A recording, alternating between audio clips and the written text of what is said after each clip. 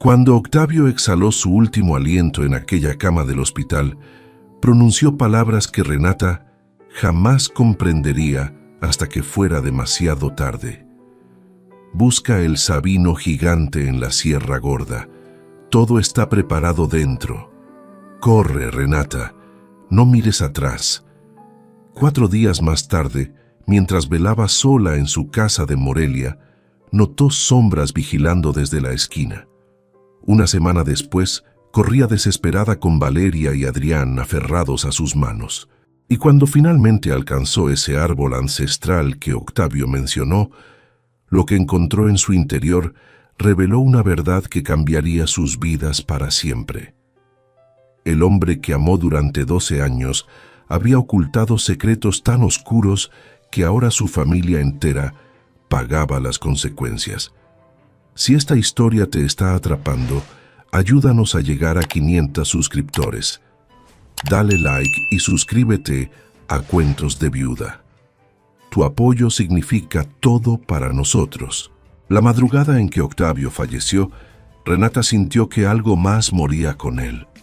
No solo su compañero de vida, sino también la tranquilidad que había conocido. Octavio la llamó con urgencia inusual. Sus dedos temblaban al buscarlos de ella entre las sábanas frías del hospital. Su voz era apenas un hilo ronco atravesando el dolor. Cuando yo no esté, escúchame bien. Lleva a los niños a la Sierra Gorda, al Sabino donde nos prometimos amor eterno. Hay una cavidad en su tronco. Preparé todo ahí. No confíes en ningún vecino de Morelia. Júramelo, Renata. Júrame que huirás. Ella intentó preguntar qué significaba todo eso, qué amenaza acechaba, pero Octavio cerró los párpados y apretó su mano con desesperación final. 2 horas después, su corazón dejó de latir. El funeral fue extraño desde el primer momento. Renata observó a varios hombres vestidos completamente de negro que permanecían alejados del grupo de dolientes, observándola con frialdad calculada. No se aproximaron, no expresaron condolencias, simplemente vigilaban. Valeria, de 11 años, y Adrián, de 8, se aferraban a su vestido mientras el ataúd descendía. Cuando la ceremonia terminó y la multitud se dispersó, Renata sintió esas miradas clavadas en su nuca como cuchillos invisibles. Esa noche, al regresar a su hogar en Minunice, Morelia, descubrió marcas recientes en la cerradura principal. Nadie había robado nada, pero alguien había registrado cada rincón, buscando algo específico. Los días siguientes fueron un descenso gradual hacia el terror absoluto. Renata trabajaba como bordadora en un pequeño taller del centro histórico. Cada mañana, al salir, notaba el mismo vehículo gris estacionado frente a su domicilio. Cuando caminaba por las calles empedradas, escuchaba pasos sincronizados con los suyos que se detenían cuando ella se detenía. Las vecinas que antes la saludaban con afecto, ahora cruzaban la acera al verla aproximarse. Doña Petra, la dueña de la tienda de abarrotes, le susurró mientras le despachaba pan. «Renata, hay personas preguntando por ti, gente que no es de aquí. Dicen que tu esposo les debía algo importante. Cuídate mucho, hija». El corazón de Renata se convirtió en un tambor descontrolado. Octavio nunca mencionó deudas, problemas o enemigos. Siempre fue callado, trabajador, empleado de una empresa de logística. ¿Qué había ocultado? Una tarde, al recoger a los niños de la escuela, vio a 2 de esos hombres de negro conversando con el director junto a la entrada. Valeria jaló su brazo con fuerza.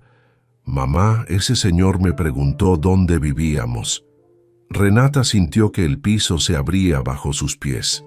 Tomó a sus hijos de las manos y caminó rápidamente hacia la parada del autobús, mirando constantemente hacia atrás. Esa noche no pudo dormir. Permaneció sentada en la oscuridad de la sala. observando la calle a través de las cortinas. A las 2 de la madrugada, el vehículo gris pasó lentamente frente a su casa, tan lento que parecían estar memorizando cada detalle de la fachada. Al amanecer, Renata tomó una decisión. Sacó del armario la mochila de excursionista que Octavio usaba en sus salidas al campo. Metió ropa para ella y los niños, alimentos enlatados, agua embotellada, los documentos importantes y el poco dinero que tenían guardado. Esperó hasta el anochecer. Les comunicó a Valeria y Adrián que visitarían a una tía en el campo, que era una sorpresa, que debían ser valientes y silenciosos. Los pequeños, acostumbrados a obedecer, asintieron con ojos enormes y asustados. A las 8 de la noche, cuando la calle estaba oscura y vacía, salieron por la puerta trasera que conducía al callejón. Renata cargaba la mochila y llevaba a Adrián de la mano. Valeria caminaba pegada a su costado. No habían avanzado ni 3 cuadras cuando escuchó un grito detrás de ellos. «¡Ahí está la viuda!». Renata volteó y divisó a 2 hombres corriendo hacia ellos desde la esquina.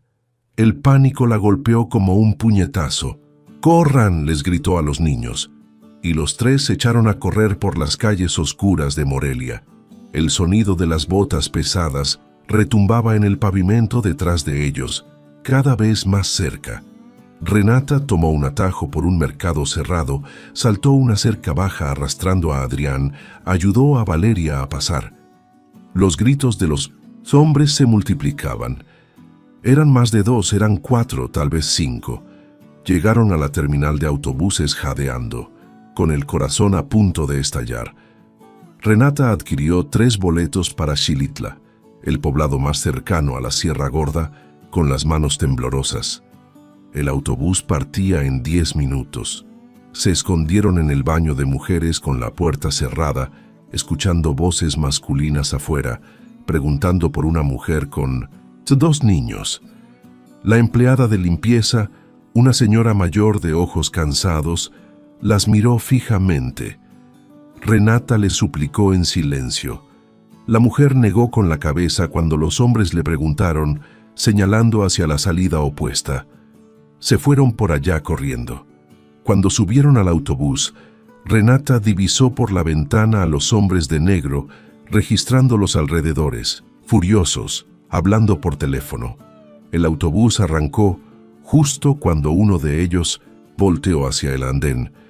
Sus miradas se cruzaron por un segundo. El hombre sacó su celular y comenzó a marcar mientras señalaba el vehículo. Renata abrazó a sus hijos y cerró los ojos, rezando en silencio. El viaje duraría 4 horas. 4 horas en las que esos hombres podrían organizar una emboscada en cualquier punto del camino. Valeria susurró contra su pecho. «Mamá, ¿por qué nos persiguen? ¿Qué hizo papá?». Renata no tenía respuesta, solo tenía miedo. Y las últimas palabras de Octavio resonando en su cabeza como una profecía. «Huye al árbol. Preparé todo ahí». El autobús avanzaba por la carretera oscura, atravesando poblados dormidos y montañas que se recortaban como sombras gigantes contra el cielo estrellado. Renata no apartaba la vista de la carretera detrás de ellos, buscando faros que los siguieran. A mitad del camino, en una curva cerrada, divisó luces aproximándose a gran velocidad. Un vehículo negro, 2 vehículos negros. Su respiración se cortó. Los autos negros se acercaban como depredadores en la oscuridad, ganando terreno con cada segundo. Renata apretó a sus hijos contra su pecho y miró desesperada hacia el conductor del autobús, un hombre mayor de bigote canoso que silbaba una canción ranchera sin percatarse del peligro. Los vehículos ya estaban a menos de 100 metros, sus faros iluminando el interior del camión como reflectores. Valeria comenzó a llorar en silencio y Adrián temblaba sin entender por qué su madre los abrazaba con tanta fuerza. Entonces, como si el cielo hubiera escuchado sus plegarias silenciosas, el trueno más ensordecedor que Renata había oído en su vida rasgó la noche. Una tormenta se desató en segundos, tan violenta que el conductor tuvo que reducir la velocidad a paso de tortuga. La lluvia golpeaba el parabrisas con furia demencial y el viento sacudía el autobús como si fuera una caja de cerillos. Los autos negros tuvieron que hacer lo mismo. Las curvas de la sierra se volvieron traicioneras, resbaladizas, y uno de los vehículos patinó peligrosamente cerca del precipicio. Renata divisó por la ventana trasera cómo el conductor luchaba por mantener el control. El autobús avanzaba lento pero constante, y la tormenta se convertía en su aliada inesperada. Los relámpagos iluminaban el paisaje en destellos blancos y violentos, barrancos profundos, árboles doblados por el vendaval, ríos que se desbordaban sobre la carretera. En una de esas iluminaciones repentinas, Renata divisó algo que le heló la sangre. Los dos autos negros habían sido detenidos por un árbol caído que bloqueaba completamente el camino. Varios hombres bajaron, bajo la lluvia torrencial, gritando y gesticulando con rabia, pero no podían mover el tronco gigante. El autobús dejó atrás la escena y se internó más profundo en la sierra. 2 horas después, cuando la tormenta empezaba a calmarse, llegaron a Xilitla. Eran las 3 de la madrugada. El poblado dormía bajo la lluvia persistente. Sus calles de piedra brillaban como ríos oscuros bajo las escasas farolas. Renata bajó del autobús con los niños medio dormidos, cargando la mochila empapada. No había taxis, no había nadie. Solo el sonido del agua corriendo por las alcantarillas y el canto distante de los grillos. Recordó las palabras de Octavio. El árbol gigante estaba a 2 horas de caminata desde el poblado, adentrándose en el bosque de la Sierra Gorda. 2 horas que en su estado actual parecían una eternidad imposible, pero no tenía opción. Los hombres de negro llegarían eventualmente. Necesitaba desaparecer antes del amanecer. Caminaron por las calles vacías hasta encontrar el inicio del sendero que Octavio le había descrito años atrás, cuando todavía eran novios y él la llevaba a conocer los secretos del bosque. El camino era de tierra lodosa ahora, flanqueado por helechos gigantes y árboles tan altos que sus copas se perdían en la oscuridad. Adrián lloraba de cansancio y Renata tuvo que cargarlo en su espalda mientras Valeria, valiente y silenciosa, caminaba a su lado sosteniendo una linterna pequeña que apenas iluminaba 1 metro adelante. El bosque olía a tierra mojada, a musgo, a vida antigua. Cada crujido de ramas las hacía detenerse. Cada sombra parecía un enemigo. Renata recordaba fragmentos de las conversaciones con Octavio. El árbol tiene más de 500 años. Está hueco por dentro, pero sigue vivo. Es un milagro de la naturaleza. Ahí nos conocimos. ¿Recuerdas? Tú dijiste que era el lugar más mágico del mundo. Ahora ese recuerdo hermoso se había convertido en su única esperanza de sobrevivir. Caminaron durante 1 hora, luego otra. Los pies de Renata sangraban dentro de sus zapatos y Valeria cojeaba. Cuando estaba a punto de colapsar, de rendirse y sentarse a llorar en medio del lodo, lo divisó. El ahuehuete gigante se alzaba en un claro del bosque como un titán ancestral. Su tronco era tan ancho que 10 personas con los brazos extendidos no podrían rodearlo. La corteza estaba cubierta de musgo brillante y enredaderas gruesas como brazos. Y ahí, a la altura del suelo, oculta entre raíces enormes, había una abertura oscura, la entrada a la caverna que Octavio había mencionado. Renata dejó a Adrián en el suelo con cuidado y se arrodilló frente a la abertura. Encendió la linterna y apuntó hacia adentro. La caverna se extendía hacia las profundidades del árbol, ampliándose como una habitación natural. Y entonces divisó lo imposible. Adentro había lámparas de gas colgadas de ganchos metálicos, cajas de madera apiladas contra las paredes, mantas dobladas, garrafones de agua sellados, latas de comida organizadas en estantes improvisados. Todo estaba cubierto de plástico protector, preservado del tiempo y la humedad. En el centro, sobre una mesa rústica de madera, había un cuaderno grueso y un sobre manila con su nombre escrito en la letra de Octavio. Renata sintió que las piernas le fallaban. Entró a la caverna llevando a los niños de la mano, y cuando estuvieron los tres adentro, cerró la entrada con una lona gruesa que encontró doblada junto a la pared. Encendió una de las lámparas de gas y la luz cálida inundó el espacio. «Mamá, ¿qué es este lugar?», preguntó Valeria con los ojos enormes, mirando alrededor como si hubieran descubierto la guarida de un cuento de hadas. Renata no respondió. Se dejó caer sobre una de las mantas, abrazó a sus hijos y por fin se permitió llorar. Lloró por Octavio, por el miedo, por la huida, por no entender nada de lo que estaba pasando. Los niños la abrazaron sin decir nada, temblando de frío y agotamiento.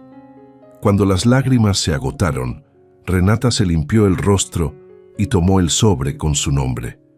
Lo abrió con manos temblorosas. Dentro había una carta escrita en la letra cuidadosa de su esposo. «Renata, mi amor, si estás leyendo esto significa que lo peor que temía ha sucedido. Significa que ya no estoy contigo y que ellos han venido por ti. Perdóname por no haberte contado la verdad. Hace 12 años trabajé para hombres muy peligrosos. Transportaba cosas que no debía transportar. Cuando me di cuenta de lo que realmente movía, quise salir, pero nadie sale de esa organización. Robé documentos, pruebas de todo lo que hacían y los escondí. Les dije que los había destruido, pero mentí. Esos documentos están aquí, en esta caverna, dentro de la caja metálica bajo la tabla del piso. Ellos nunca dejaron de buscarme, nunca dejaron de vigilarme, y ahora que morí, vendrán por ti pensando que sabes dónde están las pruebas. No confíes en nadie. Sigue mis instrucciones al pie de la letra». Renata sintió que el mundo se inclinaba. Octavio había sido un criminal, había trabajado para narcotraficantes, para asesinos, y ahora ella y sus hijos pagaban el precio de sus secretos. Siguió leyendo con las manos temblando tanto que apenas podía sostener el papel. En el cuaderno que está sobre la mesa encontrarás mapas, rutas, contactos seguros y un plan detallado para que escapen. Hay un túnel subterráneo que construyeron hace más de 100 años los mineros que trabajaban en esta región. La entrada está al fondo de esta caverna, detrás de la pared falsa de piedra. Ese túnel los llevará hasta Jalpan de Serra, a 30 kilómetros de aquí. Ahí los espera un hombre llamado Don Esteban. Él no sabe nada de mi pasado, solo que si algún día aparece una mujer con 2 niños diciendo mi nombre, debe ayudarlos. Es el dueño del mercado de artesanías del poblado. Les dará trabajo, refugio y una nueva identidad. Perdóname, Renata.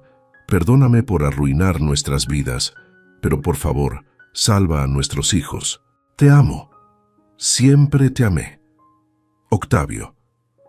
El cuaderno contenía páginas y páginas de instrucciones escritas con obsesiva precisión. Mapas del túnel con señalizaciones de peligros, zonas inestables, puntos de agua, bifurcaciones falsas, listas de provisiones necesarias para el cruce, nombres de personas en Jalpan de Serra que podían ayudar, técnicas para borrar rastros, para cambiar de apariencia, para desaparecer. Octavio había pasado años preparando esta ruta de escape, años sabiendo que algún día ella tendría que usarla. Renata cerró el cuaderno y miró a sus hijos dormidos sobre las mantas, agotados, inocentes, ajenos al horror que los rodeaba. Entonces escuchó algo que le detuvo el corazón. Voces afuera del árbol. Voces de hombres acercándose entre los arbustos. Tiene que estar por aquí. El chofer del autobús dijo que bajó en Xilitla con 2 niños. No hay otro lugar donde esconderse. En estos bosques. Pasos pesados pisoteando hojas mojadas. El haz de varias linternas recorriendo los troncos. Renata apagó la lámpara de gas de inmediato y cubrió la boca de Valeria, que acababa de despertar asustada. Adrián seguía dormido. Afuera, los hombres rodeaban el árbol gigante. Estaban tan cerca que Renata podía escuchar sus respiraciones agitadas. «Revisa ahí, entre esas raíces», ordenó una voz áspera que Renata reconoció del cementerio. Una linterna iluminó directamente la lona que cubría la entrada de la caverna. Renata dejó de respirar. El haz de luz recorrió la lona que cubría la entrada, deteniéndose justo en el centro, donde la tela formaba un pliegue sospechoso. Renata apretó a Valeria contra su pecho y cerró los ojos, rezando en silencio mientras su hija temblaba como una hoja. Los pasos se acercaron más. Podía oler el humo de cigarro de uno de los hombres, tan cerca que parecía estar respirando dentro de la caverna. «Es solo musgo y porquería», dijo otra voz con fastidio. «Este árbol es hueco, pero no hay nada adentro. Ya lo revisé. Sigamos buscando hacia el río». La linterna se apartó y los pasos comenzaron a alejarse. Renata no se movió durante 10 minutos completos, escuchando cómo las voces se perdían entre los árboles, cómo los hombres maldecían la lluvia y el lodo, cómo sus linternas se convertían en luciérnagas lejanas que finalmente desaparecieron. Solo entonces se permitió exhalar. Valeria sollozaba en silencio contra su hombro. «Ya pasó, mi amor. Ya pasó», mintió Renata, porque sabía que nada había pasado. Esto apenas comenzaba. Esperó hasta que el primer resplandor del amanecer se filtró entre las rendijas de la lona. Adrián despertó confundido, preguntando por qué dormían en una caverna, por qué todo olía a tierra mojada. Renata le dio de comer galletas de una de las cajas que Octavio había dejado almacenadas y les explicó a ambos, con voz suave pero firme, que estaban jugando a un juego muy serio. Un juego donde tenían que ser los niños más valientes y silenciosos del mundo. Valeria, que ya tenía 11 años y entendía más de lo que aparentaba, asintió con los ojos rojos de tanto llorar. «¿Es por lo que papá hizo antes de conocerte?», preguntó con una voz tan pequeña que partió el corazón de Renata en 2. Ella solo pudo asentir.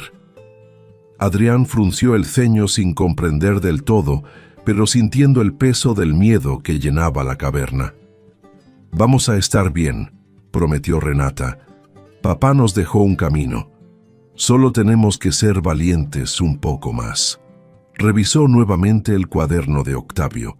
Las instrucciones para encontrar la entrada al túnel eran específicas. Al fondo de 1900, la caverna, donde la pared de piedra formaba un arco natural, había 5 rocas grandes apiladas de manera particular. La del centro, marcada con una pequeña cruz tallada, era la clave. Al moverla, se revelaría la entrada oculta.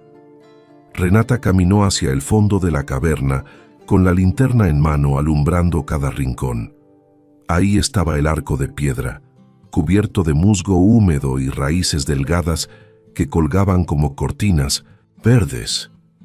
Y ahí estaban las 5 rocas, exactamente como Octavio las había descrito. La del centro tenía la cruz tallada, casi invisible bajo el musgo. Renata la limpió con la manga de su suéter y empujó con todas sus fuerzas. La roca no se movió. Empujó de nuevo, usando todo el peso de su cuerpo. Nada. Entonces lo intentó jalando hacia ella, y la piedra se deslizó con un sonido áspero y profundo, como si estuviera despertando después de años de sueño. Detrás de la roca apareció una abertura estrecha, apenas lo suficientemente ancha para que pasara una persona agachada. Un aire frío y húmedo salió de ahí, trayendo consigo un olor a piedra antigua y agua subterránea. Renata alumbró el interior y divisó escalones tallados en la roca que descendían hacia la oscuridad. El túnel, exactamente como Octavio lo había descrito en el cuaderno. Sintió un nudo en la garganta. Su esposo había caminado por ahí, había explorado cada metro de ese pasaje, había planeado hasta el último detalle de esta huida. Y ahora ella tendría que confiar ciegamente en esas notas escritas por un hombre que le había mentido durante años. Pero no tenía alternativa. Afuera, los hombres seguían buscando. Solo era cuestión de tiempo antes de que regresaran al árbol y lo revisaran con más cuidado. Preparó 3 mochilas pequeñas con provisiones: agua, comida enlatada, linternas extra, baterías, mantas delgadas, el cuaderno de Octavio y los documentos que él había robado, guardados en una bolsa de plástico sellada. También tomó la caja metálica que estaba enterrada bajo la tabla del piso, tal como la carta indicaba. Adentro había fajos de billetes, dólares y pesos, suficiente dinero para empezar una vida nueva. Octavio lo había planeado todo. Hasta su muerte parecía parte de un cálculo. Renata no sabía si sentir gratitud o rabia. Tal vez ambas. Les puso a los niños ropa seca que encontró en una de las cajas, pantalones gruesos y suéteres de lana que olían a guardado, pero estaban limpios. «Vamos a caminar por un túnel largo», les explicó mientras les amarraba bien los zapatos. «Va a estar oscuro y tal. Es un poco frío, pero si seguimos adelante sin parar, llegaremos a un poblado seguro donde nadie nos conoce. ¿Pueden hacerlo?» Valeria y Adrián asintieron. No preguntaron más. Ya habían aprendido que las preguntas no traían respuestas reconfortantes. Antes de entrar al túnel, Renata tomó una de las lámparas de gas y la dejó encendida en el centro de la caverna, junto con algunas mantas extendidas y latas de comida abiertas, como si alguien hubiera estado ahí recientemente, pero se hubiera ido deprisa. Quería que cuando los hombres regresaran, pensaran que ella había estado ahí, pero ya se había marchado por otro rumbo. Luego cubrió nuevamente la entrada del túnel con la roca, dejándolos sellados en la oscuridad subterránea. La única luz provenía de sus linternas. El descenso por los escalones de piedra fue lento y peligroso. Estaban resbaladizos por la humedad y algunos se habían erosionado con el tiempo, convirtiéndose en rampas irregulares. Adrián se resbaló 2 veces y Valeria se raspó la mano al apoyarse en la pared. Después de bajar lo que parecieron 100 escalones, el túnel se niveló y se convirtió en un pasaje horizontal de aproximadamente 2 metros de alto y 1,5 de ancho. Las paredes estaban reforzadas con vigas de madera carcomida y piedra apilada. Según el cuaderno de Octavio, este túnel había sido construido por mineros españoles y luego mexicanos durante más de 200 años, buscando vetas de plata que nunca encontraron del todo.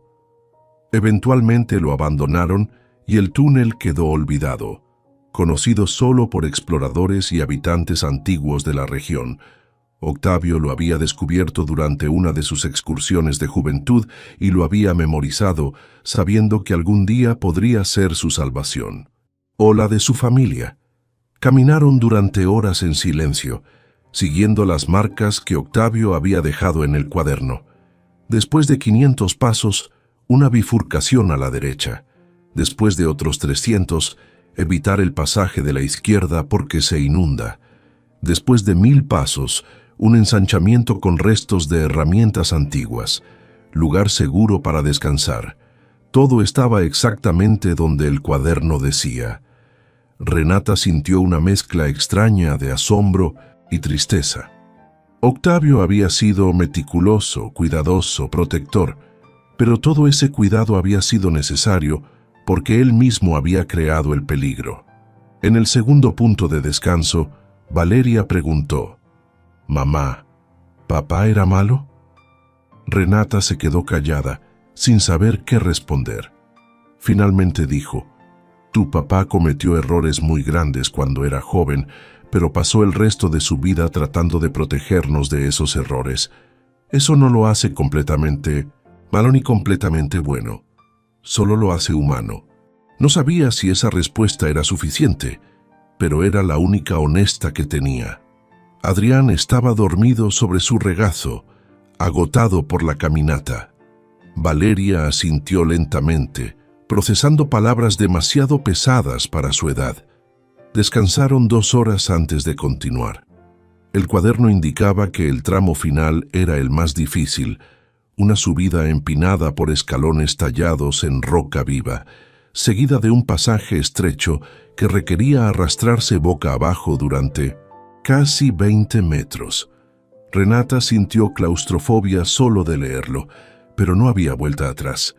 Cuando reanudaron la marcha, el túnel comenzó a inclinarse hacia arriba, exactamente como Octavio había advertido. Los escalones eran irregulares, algunos tan altos que Renata tuvo que cargar a Adrián mientras Valeria trepaba usando manos y pies. El aire se volvía más fresco, menos cargado. Eso significaba que estaban cerca de la superficie. Después de la subida llegó el pasaje estrecho. Renata envió a Valeria primero, dándole una linterna y diciéndole que gritara si encontraba algo peligroso. La niña desapareció en la abertura angosta y Renata esperó con el corazón en la garganta hasta que escuchó su voz al otro lado. «Ya pasé, mamá». «Sí se puede». Luego fue el turno de Adrián. Lloró y se resistió, diciendo que tenía miedo, que no quería meterse en ese agujero oscuro. Renata tuvo que ser firme. «Adrián, escúchame. Tu hermana está del otro lado esperándote. Yo voy detrás de ti. No estás solo, pero tienes que arrastrarte ahora». El niño obedeció entre sollozos, metiéndose en el pasaje con la linterna en una mano. Renata lo vio desaparecer y luego empujó las mochilas por delante antes de entrar ella misma. El pasaje era aún más estrecho de lo que había imaginado. Las paredes de roca raspaban sus hombros y espalda, y tuvo que avanzar usando codos y rodillas, empujándose hacia adelante centímetro a centímetro. La linterna iluminaba apenas medio metro adelante. Sentía el peso de la montaña encima, millones de toneladas de piedra separándola de la superficie por apenas metros de roca. Si el túnel colapsaba ahora, nadie encontraría sus cuerpos jamás. Empujó ese pensamiento fuera de su mente y siguió adelante. 5 metros, 10, 15. Finalmente divisó luz al frente, la linterna de Valeria. Salió del pasaje con las manos sangrando y la ropa desgarrada, pero salió. Del otro lado, el túnel se ensanchaba nuevamente y había escalones ascendiendo hacia una luz tenue que se filtraba desde arriba. Luz natural, luz de día. Subieron los últimos escalones casi corriendo y emergieron en medio de un bosque diferente, más verde, más húmedo, con árboles cubiertos de orquídeas salvajes y el sonido constante de agua corriendo cerca. Habían cruzado 30 kilómetros bajo tierra. Estaban en Jalpan de Serra. Renata miró a sus hijos, cubiertos de lodo y agotados, pero vivos, vivos y libres. Por ahora. Según el cuaderno, debían caminar media hora más hacia el este hasta encontrar el mercado de artesanías donde don Esteban los esperaría. Pero cuando empezaron a caminar, Renata escuchó un sonido que le heló la sangre, motores de autos acercándose rápido por el camino de tierra cercano, y voces gritando: «Revisen el bosque. Alguien vio humo por aquí. Los habían encontrado». Renata no perdió ni un segundo. Agarró a Adrián en brazos y jaló a Valeria por la muñeca, corriendo entre los helechos gigantes hacia la espesura del bosque. Los gritos de los hombres resonaban cada vez más cerca, mezclándose con el rugido de los motores que se detenían bruscamente sobre el camino de tierra. Puertas de autos golpeando, botas pesadas sobre piedras. Se metieron por ahí. Veo huellas frescas. El corazón de Renata latía tan fuerte que sentía que le estallaría en el pecho. Corrió sin rumbo fijo, solo alejándose del sonido de las voces, adentrándose más y más en el laberinto verde de Jalpan de Serra. Las ramas le arañaban la cara, las raíces salientes amenazaban con hacerla tropezar a cada paso. Adrián lloraba contra su hombro, aterrado por la carrera desesperada. Valeria corría a su lado sin quejarse, aunque su respiración era un jadeo entrecortado de puro agotamiento. Entonces, Renata divisó algo que le dio un destello de esperanza. Una cascada pequeña caía entre las rocas, formando un arroyo que se perdía entre la vegetación. El agua. Si caminaban por el arroyo, los perros no podrían seguir su rastro. Octavio le había enseñado eso años atrás, cuando todavía salían a acampar juntos, y él le contaba trucos de supervivencia que ella creía inútiles en ese entonces. Ahora esos trucos eran la diferencia entre vivir y morir. Se metió al arroyo sin pensarlo 2 veces. El agua helada le llegaba hasta las rodillas y la corriente era más fuerte de lo que esperaba, pero avanzó río abajo, sosteniéndose de las rocas. Valeria la siguió, temblando de frío pero sin protestar. Caminaron por el agua durante casi media hora hasta que las voces de los hombres se volvieron distantes y confusas. Los habían despistado. Por ahora, salieron del arroyo en una zona donde el bosque se abría levemente y se podía divisar un sendero angosto que serpenteaba cuesta arriba. Renata revisó el cuaderno de Octavio con manos temblorosas, tratando de orientarse. Según el mapa, el mercado de artesanías de Don Esteban estaba al otro lado de esa loma, en el centro del poblado. Pero llegar hasta ahí empapados, cubiertos de lodo y con niños llorando, llamaría demasiado la atención. Necesitaba un plan. Miró a su alrededor y divisó algo inesperado. Una casa pequeña de madera, casi escondida entre los árboles, con ropa colgada en un tendedero y humo saliendo de Minoncium. La chimenea. Alguien vivía ahí. Renata tomó una decisión arriesgada. Se acercó a la puerta y tocó con suavidad. No hubo respuesta. Tocó de nuevo, más fuerte. Desde adentro se escuchó el crujido de pasos lentos y la puerta se abrió apenas una rendija. Un rostro arrugado de mujer mayor apareció, observándola con desconfianza. Tenía el cabello blanco recogido en un chongo apretado y ojos oscuros que parecían leer cada secreto que Renata cargaba. «¿Quién es usted y qué quiere?», preguntó con voz áspera. Renata tragó saliva y decidió apostar por la verdad, o al menos una versión de ella. «Me llamo Renata. Vengo huyendo de hombres peligrosos que quieren hacerle daño a mis hijos. Mi esposo murió hace poco y dejó enemigos. Solo necesito ropa seca para los niños e indicaciones para llegar al mercado de Don Esteban. Tengo dinero. Puedo pagarle». La anciana entrecerró los ojos, estudiándola en silencio durante lo que pareció una eternidad. Luego miró a Valeria y Adrián, empapados y temblando de frío, con los ojos rojos de tanto llorar. Algo en su expresión se suavizó. Abrió la puerta completamente. «Entren rápido antes de que alguien las vea». La casa era diminuta pero limpia, con olor a café recién hecho y tortillas calientes. La anciana les dio toallas, viejas pero secas, y sacó ropa de un baúl de madera. Esto era de mis nietos cuando eran pequeños. Ya no vienen a visitarme. Ustedes pueden usarla. Mientras los niños se cambiaban detrás de una cortina, la mujer preparó tazas de atole caliente y pan dulce. Renata sintió que iba a llorar de pura gratitud. «¿Cómo se llama usted?», preguntó con voz quebrada. «Doña Aurora», respondió la anciana sin levantar la vista de las tazas. «Y no me diga nada más de su situación. Entre menos sepa, mejor para todos. Pero escuché los autos esta mañana temprano, hombres armados que no son de aquí, preguntando por una mujer con 2 niños. Andan revisando cada casa, cada camino. Son peligrosos. Se les ven los ojos». Renata sintió que el estómago se le revolvía. «¿Sabe cómo llegar al mercado de Don Esteban sin que me vean?». Doña Aurora asintió lentamente. «Hay un camino viejo que usaban los arrieros hace muchos años. Está cubierto de maleza. Casi nadie lo conoce ya.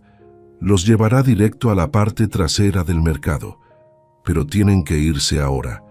En media hora, esos hombres llegarán hasta aquí. Siempre revisan las casas del bosque». Le dibujó un mapa sencillo en un pedazo de papel, marcando árboles específicos y cruces de caminos. Luego sacó una capa de lluvia vieja y se la dio a Renata. «Cúbrase. Y cuando llegue con Don Esteban, dígale que viene de parte de Aurora de la Cascada. Él entenderá. Somos viejos amigos». Renata quiso abrazarla, agradecerle, pero doña Aurora la empujó suavemente hacia la puerta. «Vayan, y que Dios las proteja». Siguieron el camino de arrieros tal como doña Aurora indicó. Era apenas visible entre la maleza una línea fantasma que serpenteaba entre cedros antiguos y rocas cubiertas de musgo. No se cruzaron con nadie, solo el canto de los pájaros y el murmullo constante del viento entre las hojas. Después de 20 minutos de caminata tensa, el bosque se abrió y apareció ante ellos la parte trasera del mercado de artesanías de Minemesindotse, Jalpan de Serra. Era un edificio largo de madera pintada de colores vivos, con toldos de lona y mesas llenas de tejidos, cerámicas y figuras talladas en madera. Varios vendedores organizaban su mercancía, preparándose para el día. Renata buscó con la mirada hasta que lo divisó. Un hombre mayor de bigote blanco y sombrero de palma, sentado detrás de una mesa llena de jícaras pintadas a mano. Tenía una presencia tranquila, como alguien que ha visto mucho y ya nada lo sorprende. Renata se acercó con los niños, pegados a sus costados. El hombre levantó la vista, y sus ojos se detuvieron en ella con una mezcla de curiosidad y reconocimiento. «¿Don Esteban?», preguntó Renata con voz baja. Él asintió despacio. «Vengo de parte de Aurora de la Cascada y de parte de Octavio Méndez». Al escuchar ese nombre, la expresión del hombre cambió por completo. Se puso de pie de inmediato mirando alrededor con cautela. «Síganme ahora». Los condujo por una puerta trasera hacia un almacén pequeño lleno de cajas y herramientas. Cerró la puerta con llave y se volvió hacia Renata.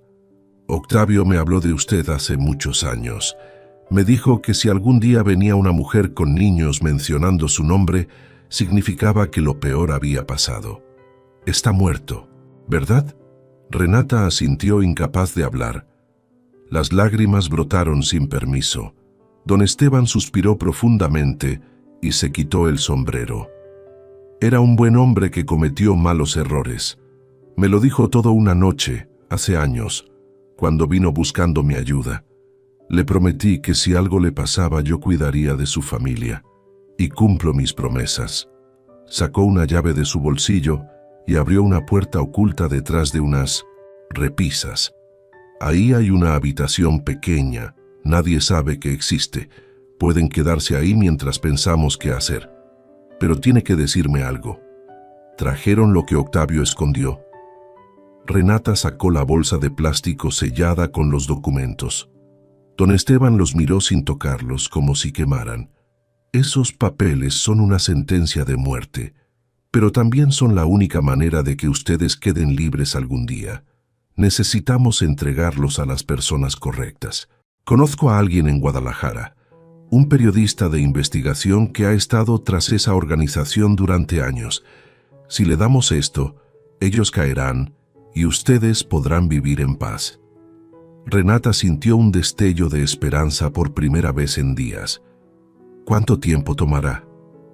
Don Esteban frunció el ceño. Semanas, tal vez meses. Mientras tanto, tendrán que esconderse, cambiar de nombres, convertirse en otras personas. Renata miró a sus hijos.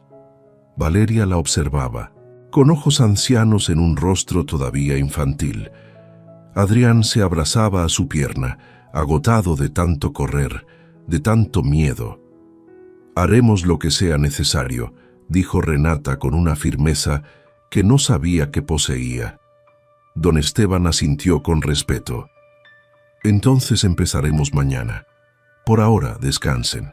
Están a salvo aquí. Nadie entrará mientras yo esté vivo». Les mostró la habitación oculta. Era pequeña, pero tenía 2 camas, mantas limpias, una lámpara y provisiones básicas. Renata se dejó caer en una de las camas, sintiendo que cada músculo de su cuerpo gritaba de dolor. Los niños se acurrucaron junto a ella y en minutos se quedaron dormidos. Pero Renata no podía dormir. Miraba el techo de madera, pensando en Octavio, en todo lo que había callado, en todo lo que había planeado. Afuera, escuchó el sonido de motores acercándose al mercado. Voces masculinas preguntando. La voz calmada de don Esteban respondiendo que no había visto a ninguna mujer con niños. Botas caminando entre los puestos, revisando, buscando. Renata contuvo la respiración, abrazando a sus hijos dormidos. Los pasos se acercaron a la puerta del almacén. Alguien la sacudió. ¿Qué hay detrás de esta puerta? Solo herramientas y cajas viejas, respondió don Esteban con tranquilidad. ¿Quiere ver? Tengo que buscar la llave. Silencio tenso. Luego, no, vámonos, no están aquí. Deben haber seguido hacia el sur. Los motores arrancaron de nuevo y se alejaron. Renata exhaló temblorosa, pero sabía que volverían, y cuando volvieran necesitaba estar lista, porque esta vez no solo huiría, esta vez lucharía. Los días siguientes pasaron en una neblina de miedo controlado y rutinas clandestinas. Renata y los niños permanecían escondidos en la habitación oculta durante el día, saliendo solo de noche, cuando el mercado cerraba y las calles de Jalpán de Serra quedaban desiertas. Don Esteban les traía comida, noticias y advertencias. Los hombres de negro seguían en el poblado, preguntando, amenazando, ofreciendo recompensas por información sobre una viuda con 2 niños. Algunos vendedores del mercado empezaban a murmurar. La presión crecía. «No podemos quedarnos aquí mucho más tiempo», le dijo don Esteban una noche mientras compartían café en el almacén a oscuras. «La gente tiene miedo, y el miedo vuelve a las personas traicioneras. Necesitamos mover esos documentos. Ya contacté a mi amigo periodista en Guadalajara. Viene mañana por la noche. Le entregaremos las pruebas y ustedes tendrán que desaparecer completamente. Nuevos nombres, nueva historia, nueva vida».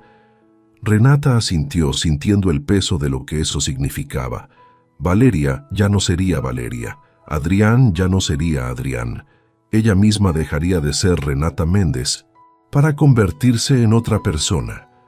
Una mujer sin pasado, sin historia, sin conexiones. ¿A dónde iremos?, preguntó con voz apagada. Don Esteban desplegó un mapa sobre la mesa. «Tengo un primo en Guanajuato. Maneja una cooperativa de artesanas. Necesitan alguien que sepa coser y bordar. Les dije que tengo una sobrina viuda que busca trabajo. No hizo preguntas. Así funcionan las cosas entre nosotros. Ustedes llegarán como Lucía Domínguez y sus hijos. Carmen y Luis, viuda de un albañil que murió en un accidente. Historia simple, creíble, imposible de verificar. Podrán empezar de nuevo. Renata cerró los ojos. Lucía Domínguez. Un nombre que sonaba extraño en su boca. Pero si ese nombre significaba seguridad para sus hijos, lo usaría. Se convertiría en Lucía si era necesario. La noche siguiente, cuando el periodista llegó, Renata entendió que estaba ante un hombre que había visto demasiado. Se llamaba Fernando Ibarra. Tenía 40 y tantos años, el rostro marcado por la falta de sueño y los ojos alerta de quien vive mirando por encima del hombro.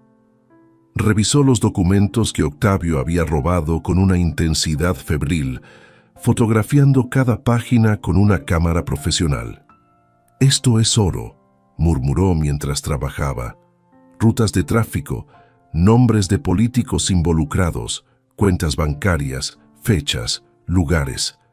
Con esto puedo destruirlos, pero llevará tiempo. Meses de investigación, de verificaciones, de proteger las fuentes. Mientras tanto, ustedes no pueden existir. Si descubren que estas pruebas salieron de su esposo, vendrán con todo.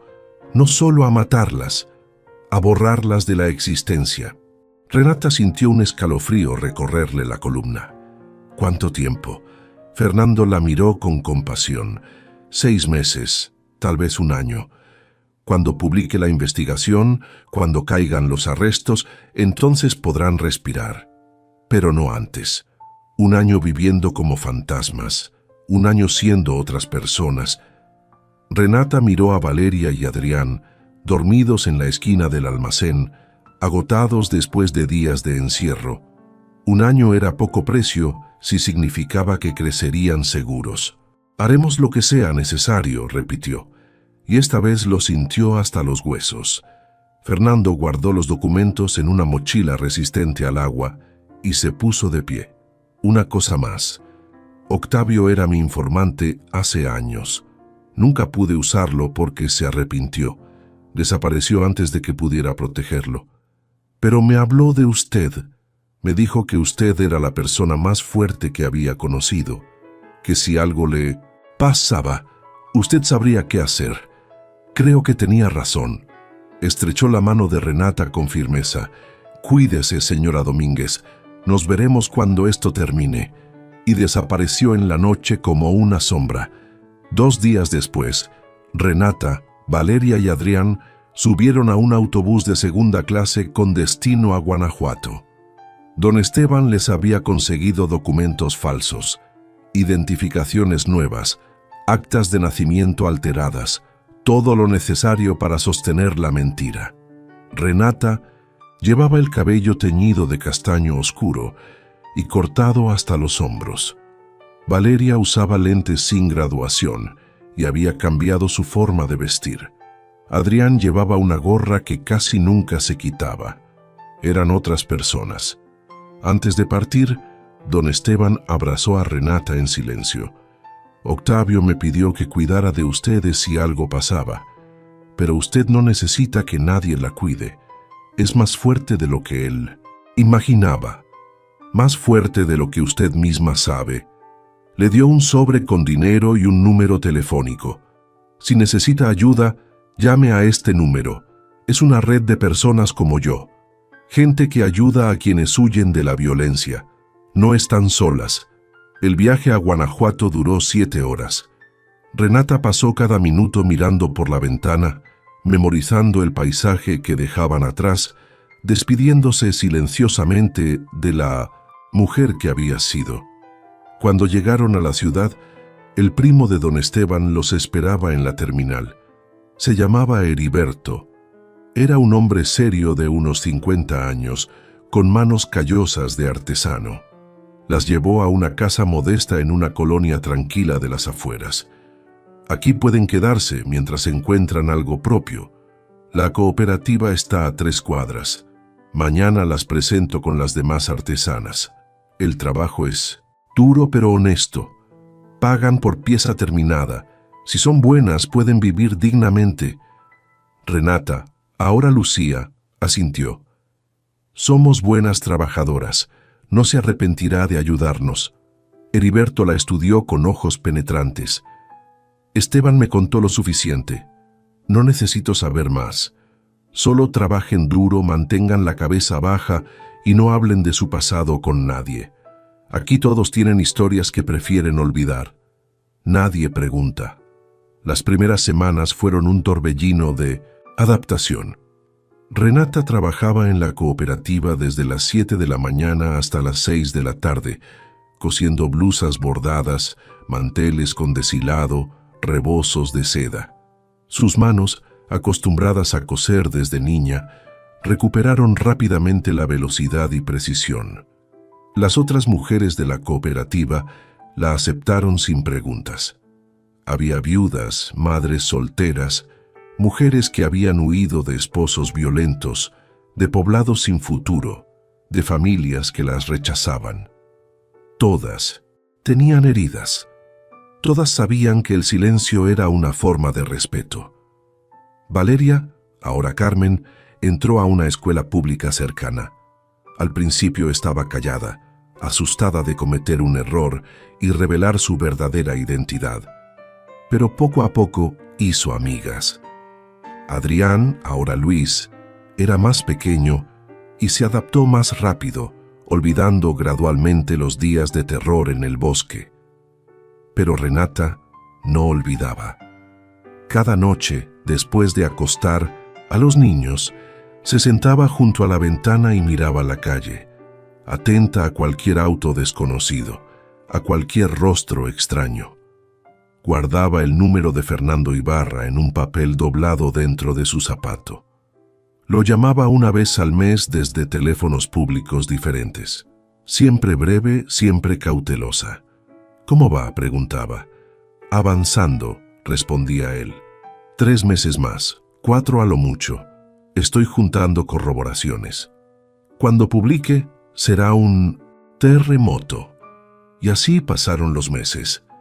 Renata trabajaba, ahorraba cada peso que podía, planeaba. Aprendió no solo a coser, sino a administrar, a negociar con los compradores que llegaban de otras ciudades, a leer los números de las cuentas de la cooperativa. Las mujeres empezaron a pedirle consejo, a confiar en ella. Y un día, la coordinadora de la cooperativa, una mujer mayor llamada Guadalupe, le propuso algo inesperado. «Lucía, queremos que seas la nueva encargada de ventas. Tienes cabeza para los números y la gente te respeta. Pagaríamos más y tendrías un escritorio en la oficina. ¿Qué dices?» Renata sintió algo cálido expandirse en su pecho. Respeto ganado con trabajo, confianza merecida, una posibilidad de crecer. Aceptó. Y así, lentamente, Lucía Domínguez dejó de ser solo una máscara para convertirse en alguien real, alguien con propósito, alguien que construía en lugar de solo sobrevivir. Los niños florecían. Valeria sacaba buenas calificaciones y hablaba de estudiar diseño textil cuando creciera. Adrián jugaba fútbol en el parque con otros niños del barrio. Reían, corrían. Eran niños de nuevo. Y aunque Renata sabía que la sombra del pasado todavía los acechaba, cada día que pasaban seguros era una victoria arrancada a las fauces del miedo. 6 meses después de llegar a Guanajuato, Fernando Ibarra la llamó. «Ya está. Publico mañana. Primera plana en 3 periódicos nacionales y una investigación de 6 partes. Nombres, fechas, pruebas irrefutables. Van a caer todos. La fiscalía ya tiene copias. Hay órdenes de aprehensión preparadas. Mañana a las 6 de la mañana comienzan los arrestos». Renata sintió que las piernas le temblaban. ¿Y nosotros? ¿Estaremos seguros? Hubo una pausa. Su nombre nunca aparece. Octavio es mencionado solo como informante fallecido. Nadie puede rastrearlas, pero aún así mantengan la guardia alta. Los que escapen querrán venganza. Dense un año más viviendo como Lucía. Después, si todo se calma, pueden pensar en volver a ser ustedes mismas, o pueden decidir que Lucía Domínguez es quien quieren ser. Esa decisión es suya. Al día siguiente, Renata compró todos los periódicos. Ahí estaba, en letras enormes, fotos de hombres esposados siendo sacados de sus mansiones. Rostros que reconoció de las pesadillas. El capataz de la organización, sus lugartenientes, funcionarios que los protegían, todos cayendo como fichas de dominó. Renata leyó cada palabra, cada línea, sintiendo que un nudo gigantesco que había vivido en su garganta durante meses finalmente empezaba a aflojarse. Octavio lo había logrado. Aún muerto, había destruido a los hombres que arruinaron su vida. Y ella, Renata, había completado su misión. Había protegido a sus hijos. Había sobrevivido. Esa noche, por primera vez en casi un año, durmió sin sobresaltos, sin despertarse cada hora a revisar las puertas. Pero en la madrugada, un ruido la arrancó del sueño. Pasos afuera de la casa, lentos, deliberados.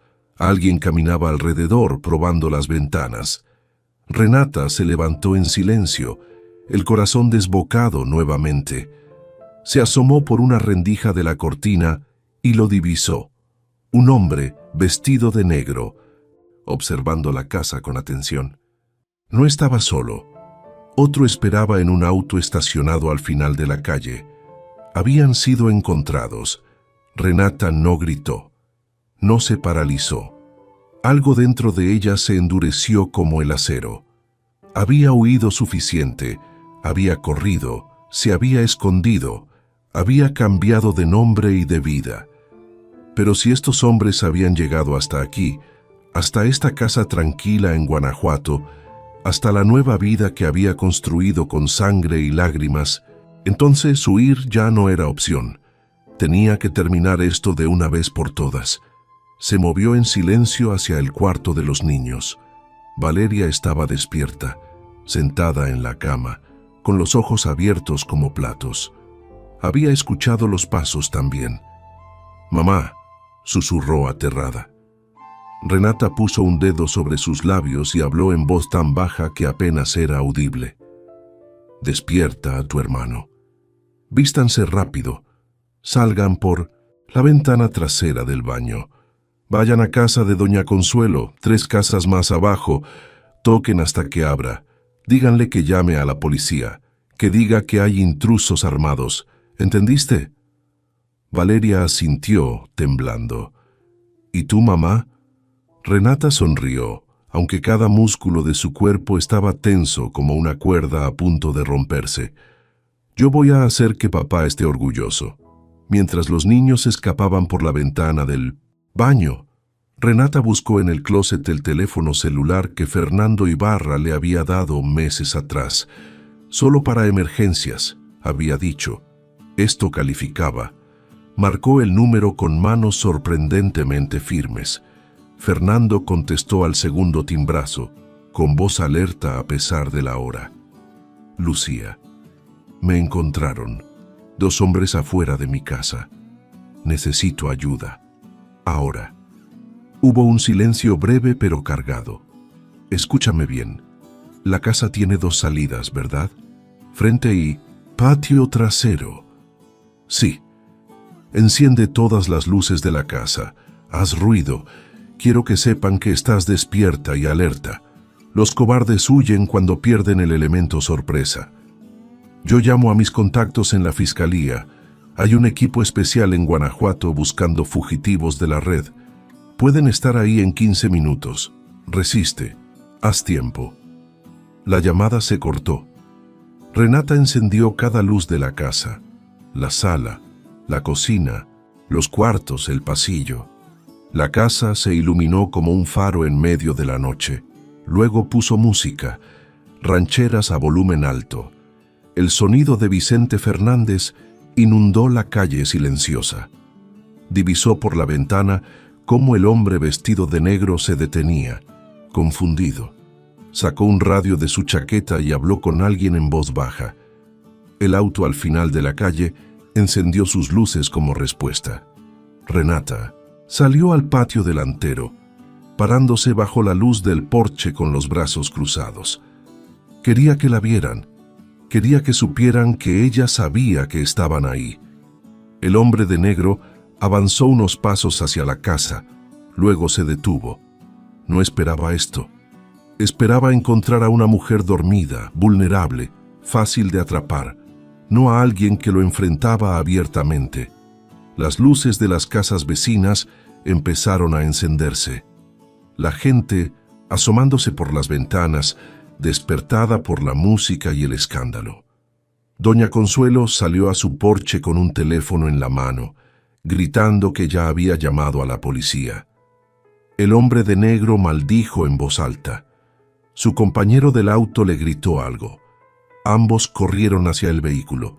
Las llantas chirriaron al arrancar. Se fueron. Pero Renata sabía que no era el final, solo una retirada temporal. Se quedarían cerca, esperando otra oportunidad. 10 minutos después llegaron 3 patrullas de la policía estatal, seguidas por una camioneta blindada sin distintivos. De ahí bajaron 4 hombres vestidos de civil, pero claramente armados. Uno de ellos se acercó a Renata. «Señora Domínguez». Ella asintió. «El licenciado Ibarra nos mandó. Somos de la Unidad de Protección a Testigos. Esos hombres que la buscaban son parte de la célula que escapó de los arrestos.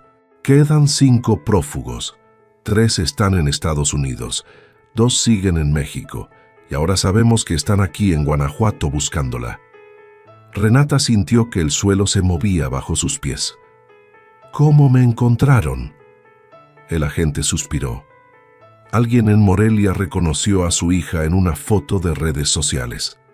Una compañera de escuela subió una imagen grupal de un festival escolar. La compartieron en grupos de Facebook. Ellos tienen gente buscando constantemente en Internet. Fue mala suerte. Pura mala suerte. Renata cerró los ojos. Valeria había sido tan cuidadosa. Nunca tomaba fotos, nunca aparecía en eventos públicos, pero una sola imagen en el fondo de una foto ajena había sido suficiente. ¿Qué hacemos ahora? El agente la miró con seriedad. 2 opciones. Entramos oficialmente al programa de protección a testigos. Nueva ciudad, nueva identidad, custodia permanente. O ayudamos a capturar a los charos que quedan y terminamos con esto de una vez.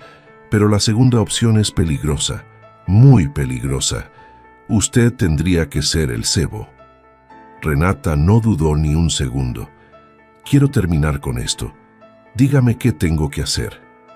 El plan era simple, pero arriesgado. Renata volvería a su rutina normal, trabajando en la cooperativa, llevando a los niños a la escuela, siendo visible, pero estaría vigilada en todo momento por agentes encubiertos. Cuando los hombres de la organización intentaran acercarse de nuevo, los atraparían. Ellos son pacientes, advirtió el agente. Pueden tardar días o semanas, pero vendrán. El orgullo no les permite dejar cabos sueltos. Usted representa su fracaso. Querrán eliminarla no solo por seguridad, sino por venganza. Renata firmó los papeles necesarios, aceptando los riesgos. Los niños fueron trasladados temporalmente a una casa segura con custodios entrenados. Valeria lloró al despedirse. «No quiero dejarte, mamá». Renata la abrazó con fuerza. «Es solo por unos días, mi amor. Cuando esto termine, estaremos juntas para siempre. Sin miedo, sin correr. Lo prometo». Los siguientes días fueron una tortura de normalidad forzada. Renata iba a la cooperativa cada mañana, cosía, charlaba con las compañeras, vendía productos a los clientes, pero cada persona que entraba podía ser un asesino. Cada auto estacionado afuera podía ser una emboscada. Los agentes encubiertos estaban por todas partes. uno disfrazado de vendedor de tamales en la esquina, otro como repartidor de agua, una mujer que fingía vender cosméticos puerta por puerta. Renata los identificaba por pequeños detalles, la forma en que sus ojos nunca dejaban de moverse, la mano siempre cerca de la cintura donde ocultaban sus armas. Pasó una semana, luego 2, nada. Los hombres no aparecían. El agente a cargo empezaba a frustrarse. Tal vez se fueron, tal vez decidieron que no valía la pena el riesgo, pero Renata sabía que no. Los conocía. Octavio le había contado cómo operaban. Nunca olvidaban, nunca perdonaban. En la tercera semana, algo cambió. Renata notó un auto gris que pasaba frente a la cooperativa 3 veces en la misma tarde. Diferentes conductores cada vez. Estaban estudiándola, memorizando patrones, buscando el momento perfecto.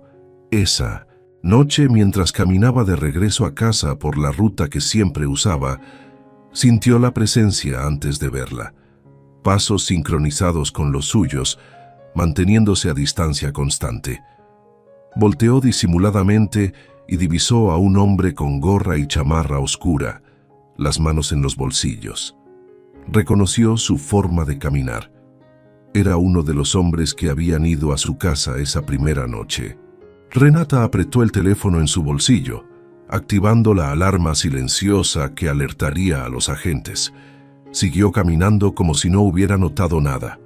El hombre se acercaba lentamente, reduciendo la distancia. 50 metros, 40, 30.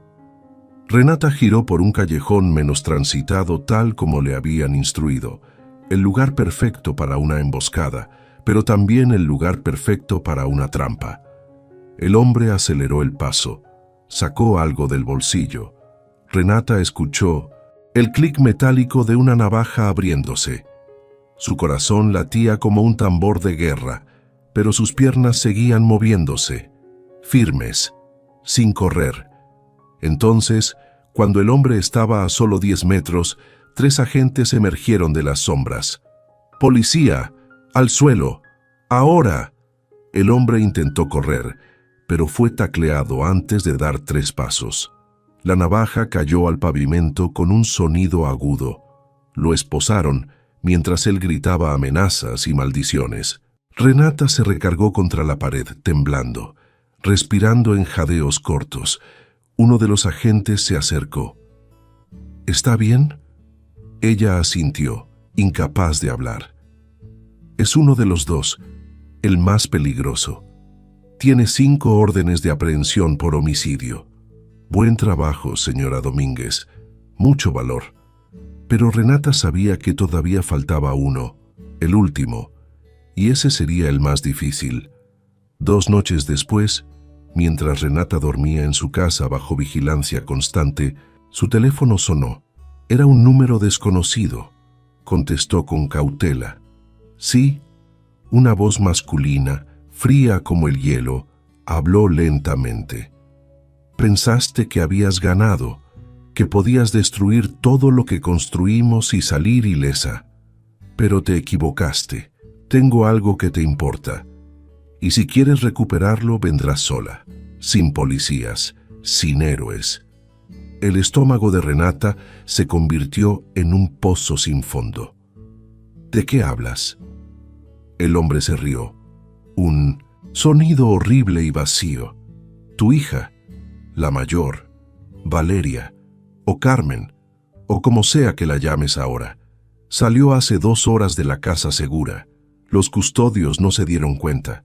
Es muy lista, pero no lo suficiente. La llamada se cortó. Renata gritó. Los agentes irrumpieron en la casa en segundos. Llamaron a la casa segura. Confirmaron lo imposible. Valeria había escapado. Y ahora estaba en manos del hombre, más peligroso de todos. El mundo de Renata se detuvo por completo durante 3 segundos interminables. Luego explotó en movimiento frenético. Los agentes gritaban órdenes por radios, rastreaban la llamada, activaban protocolos de emergencia. Pero Renata apenas los escuchaba. Su mente estaba atrapada en una sola imagen: Valeria, su niña valiente que había soportado tanto, ahora en manos de un asesino. El agente a cargo la tomó por los hombros. «Señora, necesito que se calme y me diga exactamente qué le dijeron». Renata repitió la conversación palabra por palabra, su voz temblando pero clara. El agente maldijo entre dientes. «Es Bruno Salazar, el último de los 5, el más violento. Dirigía las ejecuciones personalmente. Si tiene a su hija, no tenemos mucho tiempo, pero tampoco podemos ir sin estrategia. Nos destrozará». El teléfono de Renata vibró. Un mensaje de texto, una foto, que le arrancó un grito del pecho. Valeria sentada en una silla, las manos atadas con cinta gris, los ojos vendados, pero viva. El mensaje decía: «Antigua bodega de textiles en la carretera a Irapuato, kilómetro 23. Tienes 2 horas, sola, o nunca la vuelves a ver». Renata arrancó el teléfono de las manos del agente que intentaba examinarlo. «Voy a ir, con o sin ustedes». El agente negó con la cabeza. «Es una trampa. Quiere matarlas a ambas. Nosotros iremos, la rescataremos, pero usted no puede». Renata lo interrumpió con una ferocidad que nunca había sentido antes. «Es mi hija, mi responsabilidad. Octavio murió protegiendo secretos que yo entregué. Valeria está ahí por decisiones que yo tomé. Esto termina conmigo, pero necesito que me den una oportunidad, un plan, algo». Fernando Ibarra llegó 30 minutos después, convocado urgentemente por los agentes. Entró a la casa como un vendaval, con mapas, equipos de comunicación y una expresión de guerra en el rostro. «Conozco esa bodega. Escribí un reportaje sobre ella hace años. Está abandonada desde que quebraron. Tiene 2 pisos, múltiples entradas, techo parcialmente colapsado. Es perfecta para una emboscada, pero también tiene puntos ciegos». Desplegó planos sobre la mesa. «Si vamos a hacer esto, lo haremos bien. Lucía entra por el frente como él pide. Nosotros posicionamos francotiradores aquí, aquí y aquí. Equipo de asalto esperando en estos puntos. En cuanto tengamos visual de la niña y confirmemos que está viva, entramos con todo». Renata estudió los mapas con una intensidad que sorprendió a todos. ¿Dónde estaría él? ¿Dónde pondría a Valeria si quisiera tener control total? Fernando señaló el segundo piso. «Ahí, con vista de todas las entradas. Es lo que yo haría». Se prepararon con precisión militar. Le dieron a Renata un chaleco antibalas delgado que cabía bajo su ropa, un micrófono oculto en el cuello de su blusa, un rastreador GPS en la suela de su zapato. Instrucciones claras: mantener al hombre hablando, ganar tiempo, no provocarlo. Cuando escuche la palabra ahora por el audífono, tírese al suelo inmediatamente. No dude, no piense, solo hágalo. Renata asintió, memorizando cada detalle. Pensó en Octavio, en todas las veces que le había enseñado a mantener la calma bajo presión. «El miedo es útil», le decía, «te mantiene alerta, pero el pánico te mata. Respira, piensa, actúa». Respiró profundo. Pensó en Valeria y Adrián, en la vida que merecían vivir. Actuaría. El convoy de vehículos salió hacia la carretera a Irapuato en completo silencio. Renata iba en el auto de adelante con 2 agentes. Detrás venían las unidades de asalto en camionetas sin distintivos. Los francotiradores se adelantarían para posicionarse antes de que ella llegara. Tenían 45 minutos. El paisaje nocturno pasaba por la ventana como sombras borrosas. Campos oscuros, postes de luz espaciados, el cielo estrellado indiferente al drama humano que se desarrollaba abajo. Cuando faltaban 10 minutos para llegar, el agente al volante le habló con voz suave. «Señora, todavía puede echarse atrás. Podemos intentar un asalto directo». Renata negó con la cabeza. Él la mataría antes de que llegaran a la puerta. Ustedes saben cómo funcionan. Esta es la única manera. El agente no discutió. Sabía que tenía razón.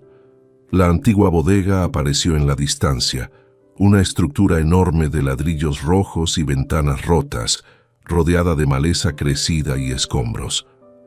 Un solo foco encendido en la entrada principal, como un ojo maligno vigilando. Renata bajó del auto a 200 metros de distancia. Los agentes le dieron un último repaso al equipo. «Estamos con usted en cada momento. No está sola». Renata caminó hacia la bodega con pasos firmes, las manos vacías y visibles. La puerta principal estaba entreabierta. La empujó y entró. El interior olía a humedad, a abandono, a peligro. Escombros cubrían el piso. Maquinaria oxidada se alzaba, como esqueletos metálicos en las sombras, y arriba, en el segundo piso, una luz tenue brillaba. «¡Sube!», gritó una voz. La voz del hombre que tenía a su hija.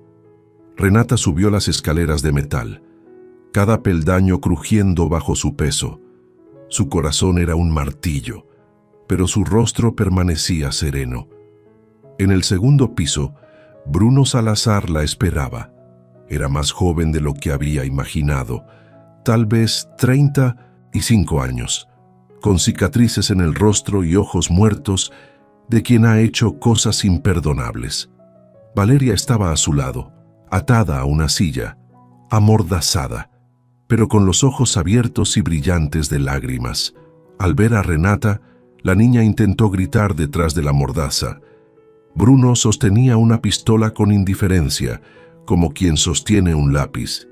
«Así que tú eres la viuda que destruyó todo. No pareces gran cosa». Renata lo miró directo a los ojos sin pestañear. «Suelta a mi hija. Tu problema es conmigo, no con ella». Bruno se rió. «Mi problema es con toda tu familia, con cada segundo que respiran. Tu esposo nos traicionó. Tú nos expusiste. Tu hija es solo equilibrio». Movió la pistola hacia Valeria. Renata dio un paso adelante.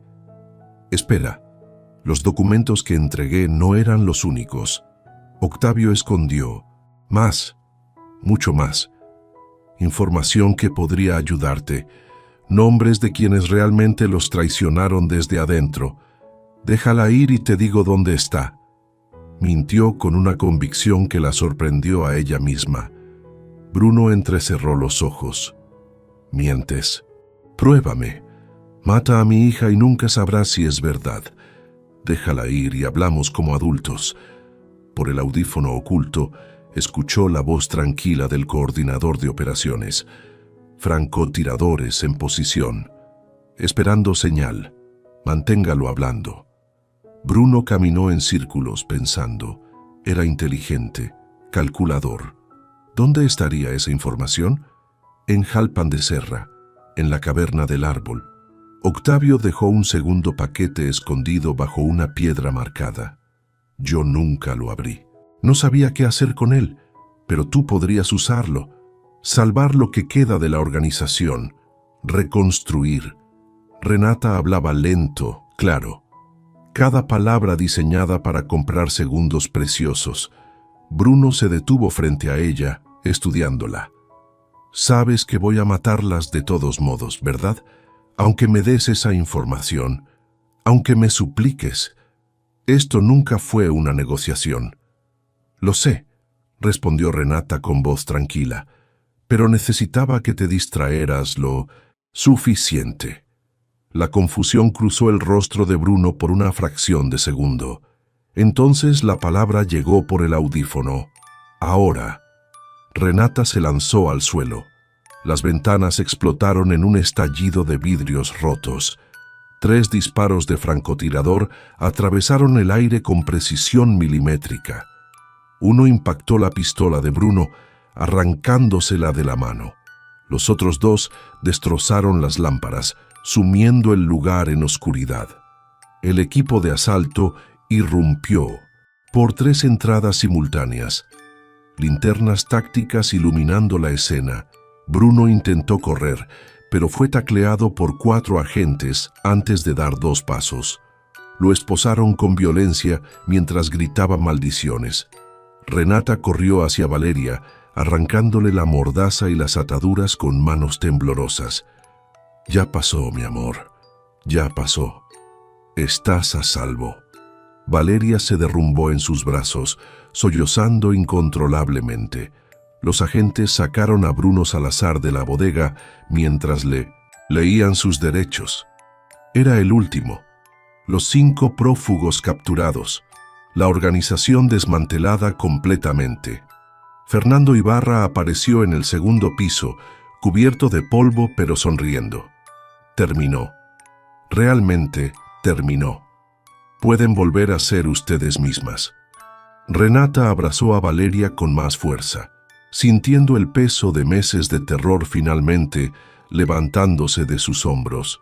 Pero cuando intentó hablar, las palabras no salieron, solo lágrimas. Lágrimas de alivio, de agotamiento, de victoria. Imposible. 6 meses después, Lucía Domínguez era la coordinadora general de la Cooperativa de Artesanas de Guanajuato. Había duplicado las ventas, abierto una tienda en el centro histórico y conseguido contratos con distribuidores internacionales. Sus hijos, Carmen y Luis, florecían en sus estudios. Valeria quería estudiar Derecho para defender a mujeres como su madre. Adrián soñaba con ser ingeniero, y cada noche, antes de dormir, Renata sacaba la última carta de Mindemesim Octavio, la que había guardado todo este tiempo. La releía despacio. «Perdóname por arruinar nuestras vidas». Pero sus vidas no estaban arruinadas, estaban transformadas, habían pasado por el fuego y habían salido más fuertes. «No tengo nada que perdonarte», susurraba al papel amarillento. «Nos salvaste. Y yo completé lo que empezaste. Descansa en paz, amor mío. Lo logramos, y era verdad. Lo habían logrado». Si te emocionaste con esta historia, suscríbete a nuestro canal, porque las próximas historias serán aún mejores. Dios te bendiga.